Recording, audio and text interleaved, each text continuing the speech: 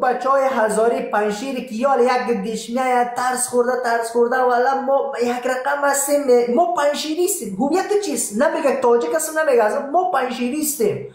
او بچه هزاری بی غیرت در پنشیر از کی میترسی؟ از چی میترسی؟ کی مانع شده؟ کی مزاحمت میکنه؟ بد میکنه، هر کس میکنه. دستش تا کلاب سمرقند و تا بخارا و تا کل جهانش خلاص. امروز هزاره او کتله هست که محکم استاد شود. بچه هزاره پنشیری با قرآن بیبریم در لایف تو با جرأت نبی مثل ترسوها و هر بزنی و خود پنشیری بگی بله از پنشیر باش، هویت تا بگو از کدام قوم هستی؟ ترس نخواه استاد چون محکم بگو بله این از این هویت هستم. تو خود کتمان هویت میگی، تو وقت کتمان هویت میکنی خو اینی آدم ها میای اینی چند تا لچک و لندگرم تو رو میای کتمان هویت میکنن، چند تا مثلا سگباز مانند اونو و فهیم بینی بیشرف و میتونه کتمان هویت میکنن. ببین که چی میگن.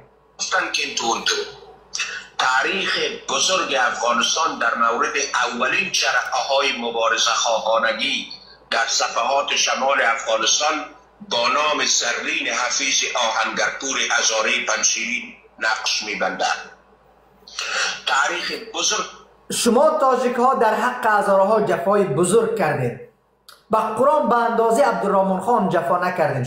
شما بیشتر از عبدالرحمن خان جفا کردین.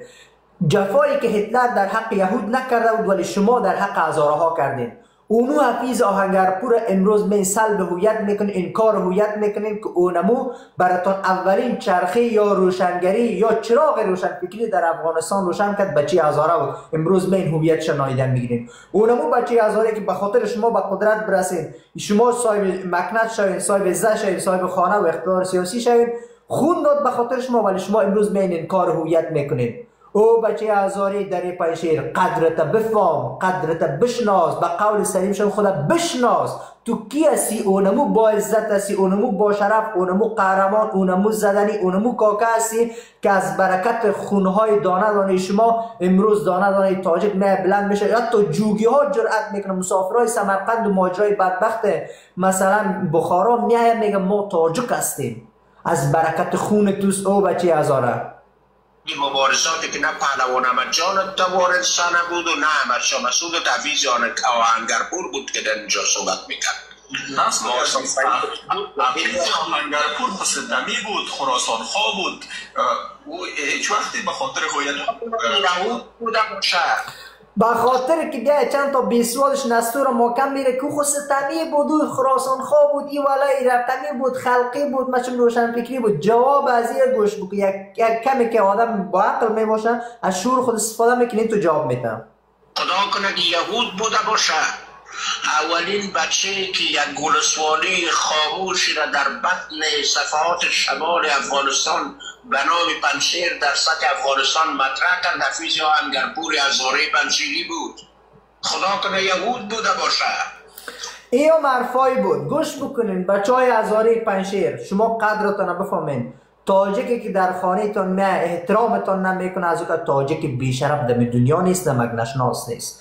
اینا میگه امروز اگر پنشیر یا تاجک کسی یاد میکنه به خاطر خونهای توی بچه هزاره در پنشیر بوده، به خاطر اونمو قربانی های اونمو مادر هزاره در پنشیر بوده که نان پخته میکرد، نان در کمر بچه خود بسته میکرد که بچه برو جنگ بکن و نمیفهمید که اینی بیشرف نسل، بیشرف بدبخت ماجر آواره کلاب و ماجرای سمرقند حتی امروز میای هویت ذاتی از یار انکار میکنه و بیا توهین میکنه. بچه هزاره پنشیر بسیار قدر طرفم تو اونمو بچه های زدنی پخته هستی که از برکت خونهای شما و قربانی ها و فداکاری های شما دانه دانه امروز بچه تاجک و به حتی سمرقندی و ماجرای کلاب و سمرقند و بخارا هم ولی میگه ما تاجک هستیم. پنشیر اگر امروز یاد میشه حتی ولایت اگر میشه از برکت خون اون بچه هزار است. یک دانه تاجک نقش نداره در این مسئله. جانی بچه ها سلام احترام خوش آمدید بفرما. بسیار معذرت میخوایم. نه خواهش میکنم. سلام خدمت خودت بچه ها، دوستا وطندارا، بچه ها، قومایی که در زیر لایف هستین. خدا کنه که شما هم جور و صحتمند باشین، آرام باشین. صحبت های دم گوش کردم بچه ها.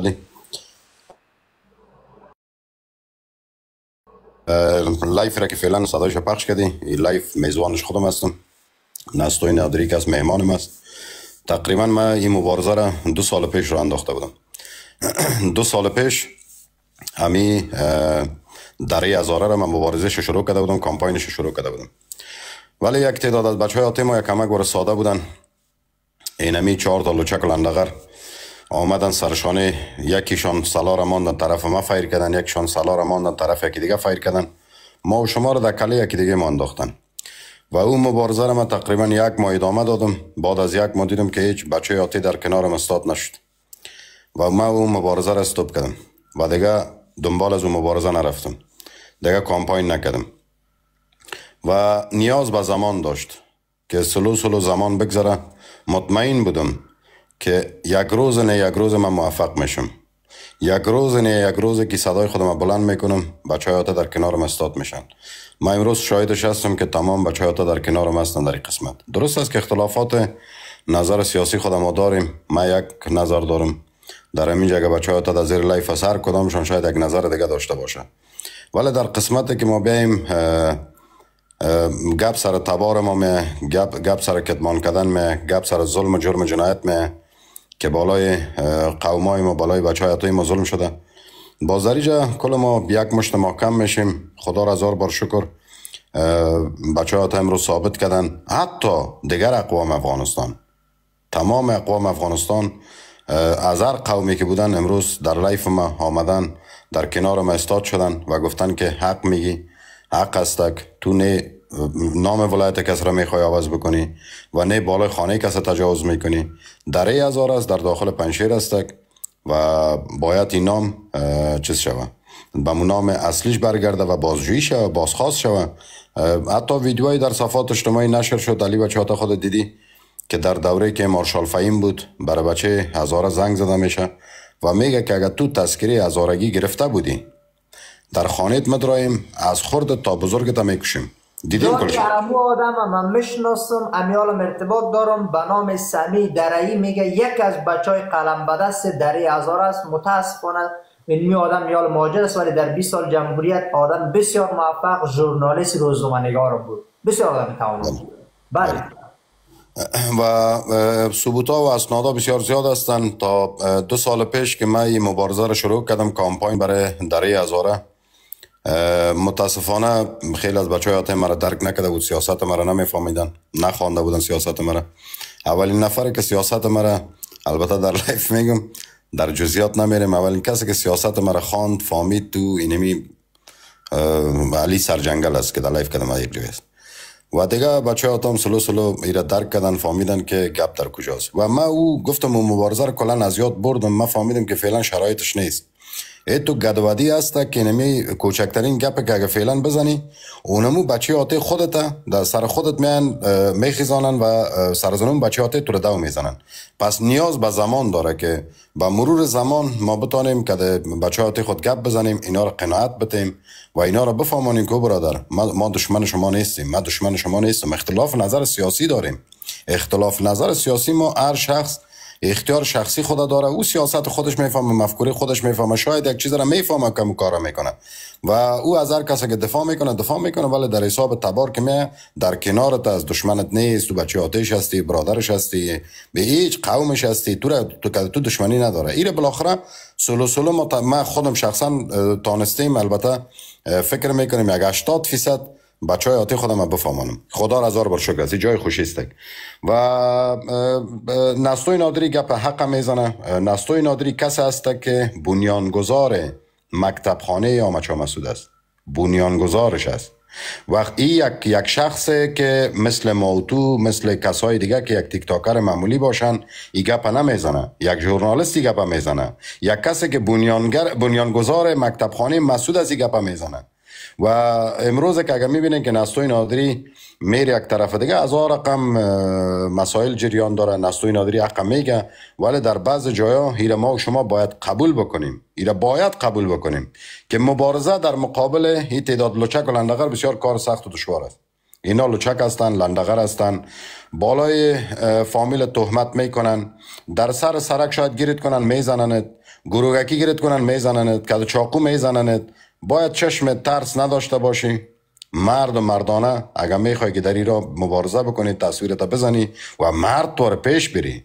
هر ایزک این مبارزه را پیش بردن میتونه. هر بی غیرت این مبارزه را پیش بردن میتونه. 4 سال است من که از گروه شهر فساد که از ایلو چکل اندغر زده روان هستم. 4 سال میشه و گپ حق بیان میکنم و انشالله تعالی که ما موفق میشیم.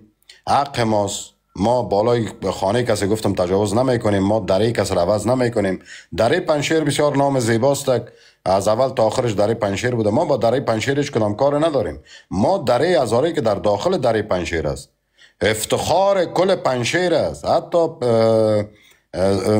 شخصی که سن بالاست در اوج صحبت میکنه بیانیه میده میگه اجداد ما که در این جامعه هیچ تاجیک وجود نداشت و امروز میبینیم که یک رقم اینا نمایان میکنن که گویا صاحبای اصلی اینمی جغرافیا نیما باشه. البته صاحب اصلی از جغرافیا کل ما و شما هستیم. وقتی که شخصی بازی میشه، وقتی که میگن فقط ما هستیم دیگه کس حق نداره، در اینجا هزاره نیست، هویت از او را کتمان میکنه، باز اینی رقم سرت هجوم میاریم که بزرگایتان روشنفکرایتان فقط عطا محمد نور مانده و احمد مسعود مانده که در این قسمت دیگه نظر نداده. دیگه تمام پروفسورایتان، شاعرایتان تمامشان آمدن غالمغالشان برآمدن در توییتر، در فیسبوک، در یوتیوب، در تمام جای غالمغالک دارن.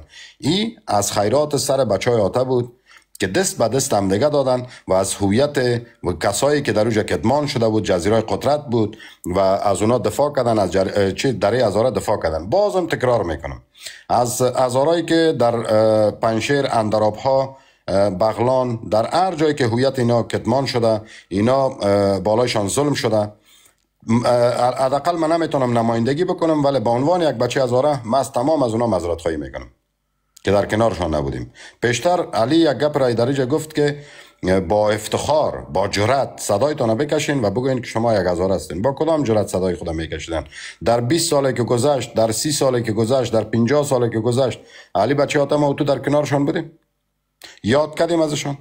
نه گفتیم که در روز هزار نکردیم او برادر، نبودیم در کنارشان.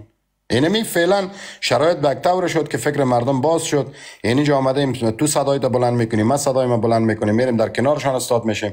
اونا میفهمیدن که ما صدای خود اگه بلند بکنیم در اینجا سرکوب میشیم، کس در کنار ما نیست.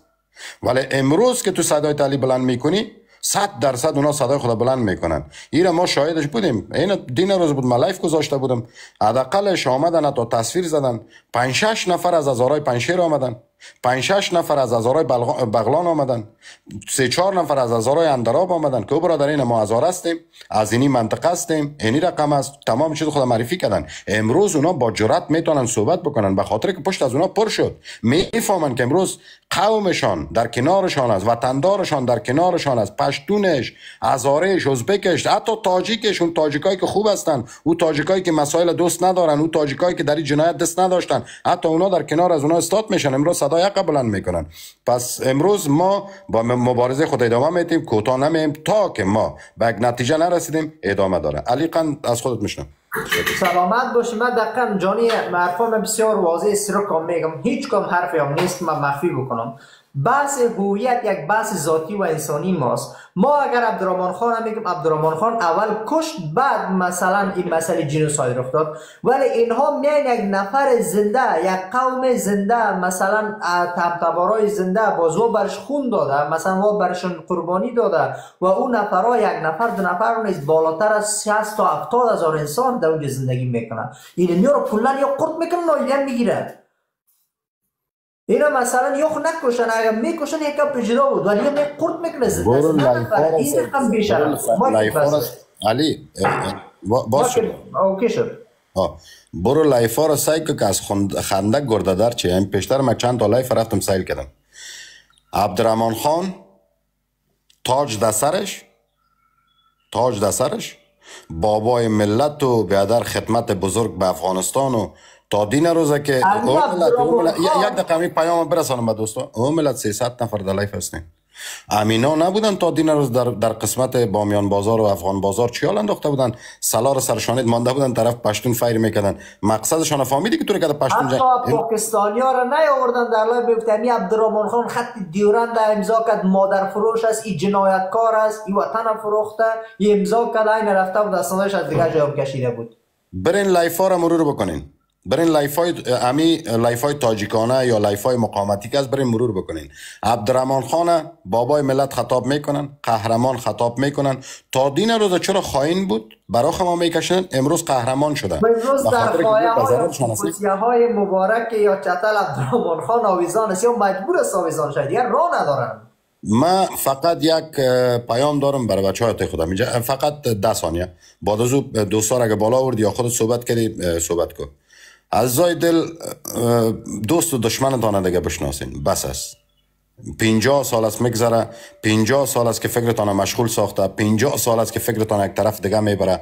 درست است، من قبول میکنم که از دیگر جرم جنایتم صورت گرفته شده و از دیگر اقوام هم تو، ولی دوست دشمنتان بشناسین که اینا فقط شما را فریب میته. از طریق تو را با پشتون دشمن میسازه، پشتون که تو دشمن میسازه. از این وسط فقط میخواین سوء استفاده داشته باشن، به اون مقصدی که دارن اینا برسن. اینا بزرگایشان، امروز علی را اشاره کرد، ما در اون زمان زندگی میکردم، علی در اون زمان شاید به دنیا آمده بود یا نامده بود. در اون زمان در اون زمان ما زندگی میکردم. اینمی کلانایشان، اینمی ربانی، اینمی مسعود شیعه را کافر میگفت.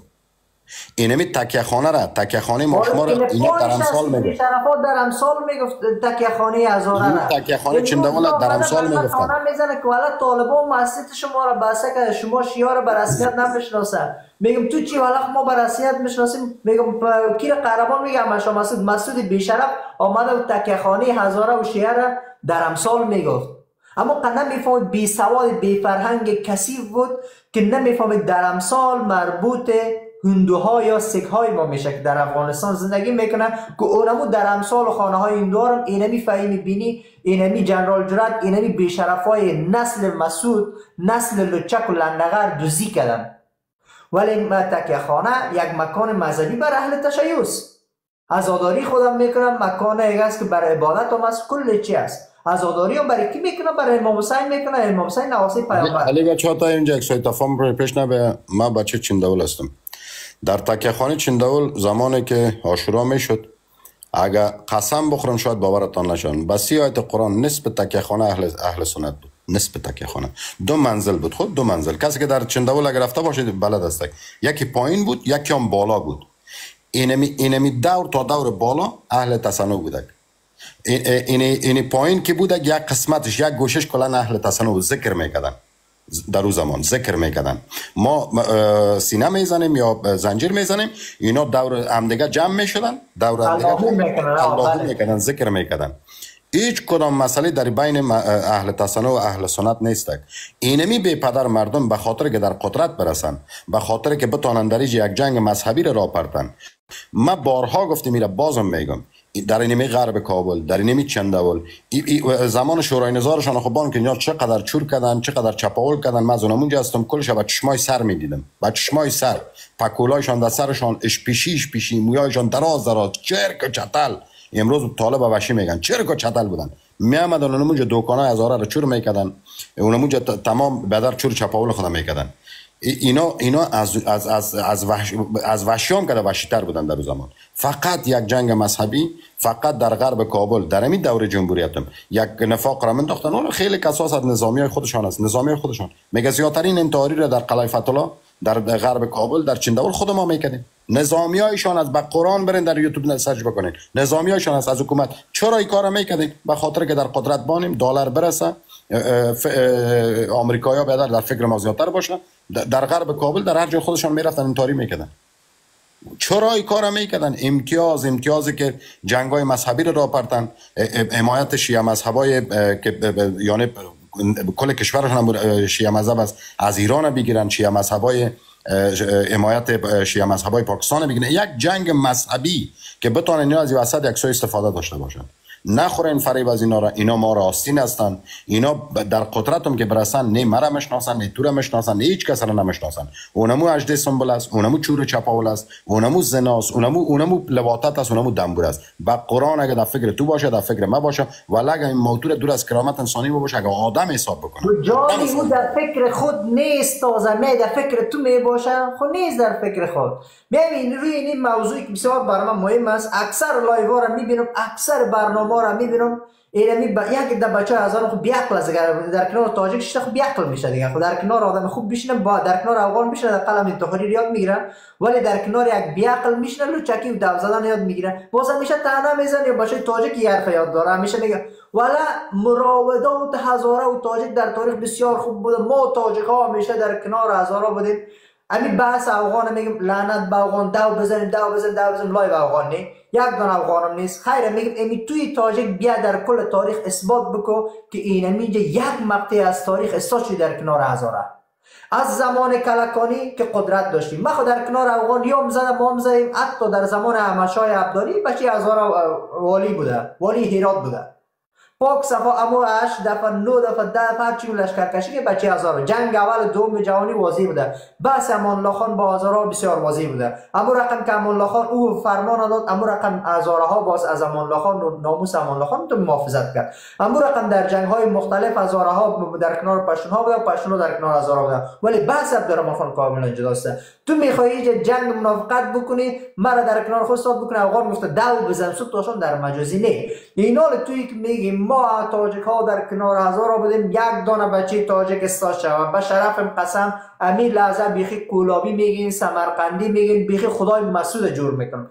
یک ما مکمل به نام مسعود تبلیغ میکنم استاد چین بگن با سند کدامتون در کنار هزاره استاد شدین؟ در کدام مقطع تاریخ در کنار هزاره استاد شدین؟ در کدام بخش از جغرافیا عامه در کنار هزاره استاد شدین؟ بزرگترین جنایت توی تاجیک اینمیست که در قرن 21 سال 2025 که جهان در تکنولوژی عالی شده، امروز مردم میره در مریخ زمین میخره، خانه میخره، ولی تو میای یک انسان زنده را نه، یک تبار را نه، کلا یک نفوسی که برابر با 70 تا 80 هزار نفر است تو نادیده میگیری، در پیش روی زنده که جلو پوستکش میخوری قرط میکنی. تو وحشی هستی، تو جنایتکار هستی، تو قاتل هستی، تو بدتر از عبدالرحمن خان هستی. عبدالرحمن خان 120 سال پیشی کار کرد، ولی تو در سال 2021 در پیش روی مایی کار میکنی که تکنولوژی در اوج خود رسیده. آیفون 14 خلاص شد دیگه. در کدام مقطع از تاریخ کدام تاجیک در کنار هزاره بوده؟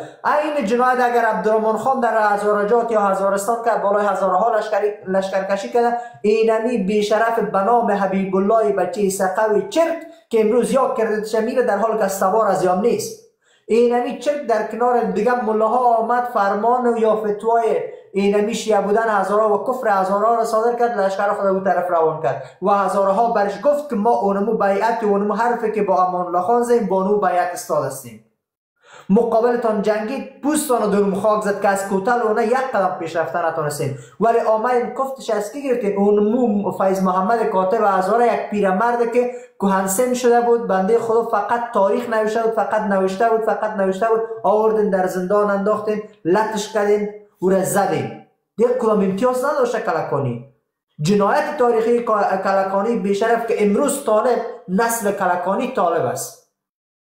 اینمی طالبی که امروز دخترها اگر نمیمونه مکتب بره، این کاری که طالب کرده بود اونم کار کرده.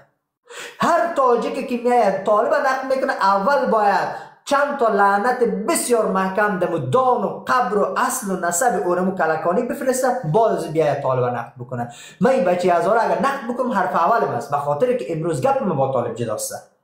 ولی توی تاجیک که میای این کارا میکنی، نیمت میری در کنار طالب استاد میشی، نیمت دیگه بچه هزاره قربانی میته، بامیانی شهید میشه، حسین سمنگانی شهید میشه، وارا یاد نمیکنی، یک تا عکس یا بالا نمیکنی، به خوبی یاد نمیکنی، تبار افتاد اشکام میتی، نیمت تبارش که در منطقه تو سالها به خاطر تو قربانی داد تا نامش هم نمیگیری، زنده قردش میکنی، باز میگی ما که تو مشترک هستیم. چه مشترکی داریم؟ هیچ مشترکی نداریم. هر بچه هزاره که بیای این پیام خوب حرفای بچه هزاره هم گوش بکنه، تا سیاست مداران گوش بکنه، این کلیپ هم باید برسه و دانه دانه خوب متوجه باشه که هیچ بچه هزاره و هیچ بچه تاجی مستقیم تال منافع مشترک نشه و هیچ بچه تاجی در کنار هزاره نبوده. بی سواد هم یا بوده، بی فرهنگ هم یا بوده، کسایی بوده که در تمام معادلات سیاسی کلا خودم فروختن، تو در کنارش بودی باز میفروشیت. ما از تاریخ باید عبرت بگیریم. کلکانیش گذشت، آمین در جناب ربانی و مسعودش. همین جناب ربانی و مسعود بیشرف چی کار کرد به خاطر قدرت؟ برین اور از او شیوای شرق تاجک تبارت بدخشانی تان که اهل قلم و نویسنده است موین وزارت اطلاعات فرهنگ در زمان جمهوریت دو سوال بکنیم که چی میگه؟ میگه بزرگترین جنایتی که مسعود کرد که شروع تمام جنایت در افغانستان شد اینمی بود، اون خودش پخته جمعیتی هم است. میگه مائده جبل سراج زیر پا کرد. مائده جبل سراج برین پرسان بکنید که چی است؟ چرا مسعود بی‌شرف هم کار کرد؟ چرا مسعود باعث شد که امروز طالب در دوباره به قدرت برسه؟ امروز طالب او را لطیف پدرام چند روز پیش کلیپش برآمد دیگه، او رو که مزارا یا افغان نه، او که به مزارا و افغان گفته داو بزن یا شما تاجیکا بگین والا شما افغانا و هزارا کسی اینجا تقلب بکنید. سالهای سال شما پشتونها رو متقلب میگفتین، ولی امروز خودتان متقلب برآمدید، دوست برآمدید، غارتگر برآمدید، قاتل برآمدید، وحشی برآمدید. خود لطیف پدرام نمیگه که اینمی مسعود اینمی ربانی بود که طالبان را تولد داد، طالبان را حمایت کرد، طالبان آورد در گرده های ما سوار کرد. تعنیش بر ما میزنید. توی بچه هزار میل در کنارش مفت میشه. چی گفته؟ کدام مشترکات با تاجیک دارید؟ تاجیک خودش طالب است، بدتر از طالب داعش است. یک جنایت دیگر هم زنده بساز. خب همینجا من خودم زنده میسازم که در اینجا اگر کسایی که در سن سالم هستن دقیق یادشان است به هزاران دانه شاهد عینی است، اگر در لایفت امیر نگفتن هر چی گفتی در این تفرد از هر قومی که باشه اگر وجدان داشته باشه اویای برد میگم. در دوره ربانی یک جنایت دیگه بزرگی که کردن بالای مردم عام که بسیار مردم عام در کابل اینا قتل عام کردن.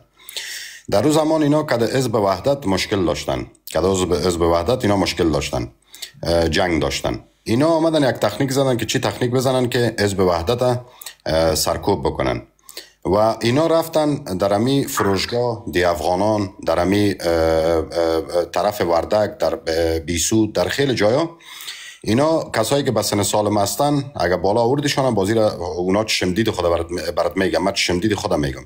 اینا در میوه ها زار تیر میکردن. خب در میوه ها زار تیر میکردن، در تربوز و خربوزه و شفتالو و در ام و در این چیزا زار تیر میکردن. باز اینا میرفتن یک بچه مظلوم هزاره را گیر میکردن، باز قفاقکاری کده او را میآوردن او را زیاد لط میکردن. میگفت اینی بچه هزاره را گیر کردیم که در میوه ها زار تیر میکردن. در روز زمان نام هزاره را کلان بد کرده بودن. نام هزاره را بد کرده بودن که یعنی تمام مردم افغانستان یک کار میکردن که بخی فکر میکردی که باور آدم میشد. پس آنها فهمیدن که اینا بچهای مظلومه، بچهای خرد بچه را گیر میکنن، میارن او را لطکوب میکنن، او را میترسانن، حتی خانواده از او را اختار میتن و میان او را میگن که تو باید قبول بکنی که در این میوه تو زار تیر کردی. متوجه است؟ زار خودشان تیر میکردن. یعنی اینا میخواستن که قوم شریف هزاره را کلن سرکوب بکنن و کلن تمام مردم افغانستان غیر هزاره را بالای هزاره اینا بخیزانن و بگوین که هزاره اینی جرم جنایت میکنه. اونمو رقمی که اینا مرده هایی را که از قندار میخواستن طویل بتن، اینا در فرق از اونا میخ میکوبیدن و میگفتن که را هزاره های کار. اونمو رقم در یک تکنیک دیگه زده بودن که در میوه ها زار تیر میکردن و ایره سر هزاره منداختن، بچه مظلوم هزاره را اخطار میدادن، لط میکردن، فامیلش در گرو میگرفتن، میگفتن که قبول کو. قبول میکرد. وقتی که قبول میکرد کل مردم افغانستان میگفت که هزاره که هست در چیز در میوه ها که زار تیر میکنن و اینمی زار تیر کردن از اینا که بود به هزاران دانه خرد، بزرگ، طفل، دختر، زن، پیر در افغانستان. اگه یادتان باشه در دوره ربانی بوده، هر کسی که سن سال بالا داره و یادش هستک اینمی شفاخانه انتونی، اینمی شفاخانه مرکزی کلن از مرده های کسای پر بود که زار خورده بودن در میوه ها. اینا زار خورده بودن. اینی جنایت از اینا رو باید چیز کنه، آدم بیان بکنه و این جنایت باید معرفی بکنن برای مردم اینا رو به رسمیت بشناسه. دقیقاً هر بچه هزاره یا هر بچه تاجیکی که اول می طالب بد میگه، قبل از اون لعنت به مسعود، لعنت به ربانی بفرسته که اینمی آدما طالب تولد داد، طالب حمایت کرد و طالب آورد تا کارت 3 کارت 4 که تا کلپایش است. بچه های هزاره خوب متوجه باشه، جنایتی که مسعود در حق هزاره کرده، جنایتی که اینمی ربانی کثیف، اونمی مسعود بیشرف و اینمی تیم دزد و لندغر و مفتخور و چپاولگر شورای نظار کرده، در تاریخ به خدا هیچ کس نکرده. من واضح براتون میگم هر رقم باشه میره با اسنادم میگم، بسیار رقم میگم، 1000 تا منبع براتون دارم. مسعود بیشرف استاد بابا مزاری رهبر شهید، من چرا امروز برش مینازم؟ دومون وقتی جنگ میگفت تاجک برادر ماست، تاجک اخون ماست، وطندار ماست، یک کتله عظیم از جغرافیا است، ولی مسعود بیشرف بالامش عوض بگوید حزب وحدت رقم است، میگه بزنید در امثال هزاره ها را. اینی حرف مسعود کثیف بی وجدان است. اونمون مسعود خبیث اینی حرف میزد، بزنید در امثال هزاره ها را. اول میاد به اعتقادات تو توهین میکرد، این تاجک که امروز میاد این حرفا را میزنه که والا طالب اعتقادات شما را شیعه را بند کرد، دروغ میگه یا دروغگو هستن یا کلان از یا دروغگو بوده، قهرمان از یا تامی سر به دروغگو هستن. اونجا هم تبار تو را نایده گرفته توهین کرد. سلسله گپایت از یادت نره، از سیاستشان است. امروز تو را تک تکه میکنه که شیعه را طالب نادیده میگیره، زور خودشان نمیکشه، سرشانه تو تفنگ میمونه، طرف طالب فایر که در روانه است.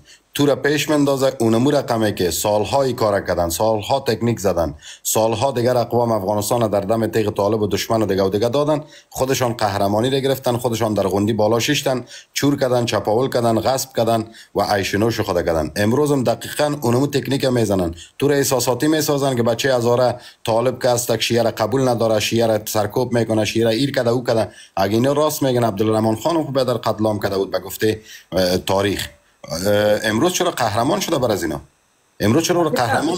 اینا تکنیک میزنن نو برادر، اینا پر از قهرمان است مثل مسعود. ما حرف دیگه میسه دوستا از قومای خوب متوجه باشین.